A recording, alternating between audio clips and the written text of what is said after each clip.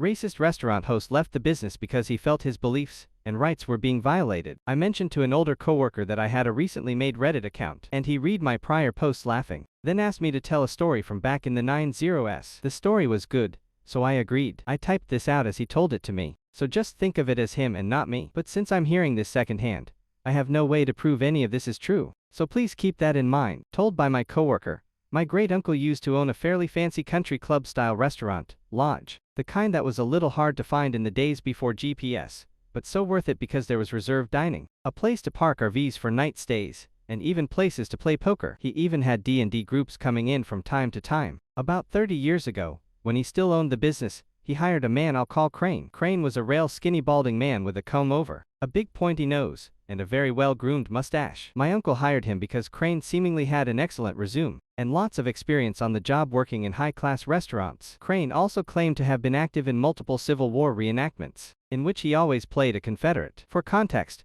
we lived in the North US. Because of where the lodge was located, Crane was allowed to live on site in an RV he'd brought with him, since he had nowhere else to go. My great-uncle had allowed employees to live on site before when he hired people who were down on their luck, and it helped them to start over. Crane was a self-described city man, so why he ended up out in the boonies with an RV was anyone's guess. But people usually only moved out to places like that if they wanted to disappear. Crane generally rubbed me the wrong way, and only acknowledged me because I was related to my great-uncle. At the time I was working there washing dishes and waiting tables. Crane looked at me and most other employees like we were beneath him with squinting eyes and a raised nose. Till then, I thought I only saw people like him in cartoons. But this guy was every fancy stereotype you can imagine, right down to the penguin tuxedo he insisted on wearing. The only time I've ever worn a tux was to my own wedding, and it was rented. Crane seemingly put up a good front and went the extra mile for the customers he liked. He was a complete jerk to those he didn't. After a couple of months, complaints had been coming in of Crane turning people away at the door and even pretending to have lost reservations. And the people he did this to most were people that were not white. He didn't get away with it very much though, as a call for the manager or my great-uncle often cowed him, but he refused to stop either. I wish I had greater detail on this, but it was 30 years ago. Eventually my great-uncle got in a big altercation with Crane over turning away customers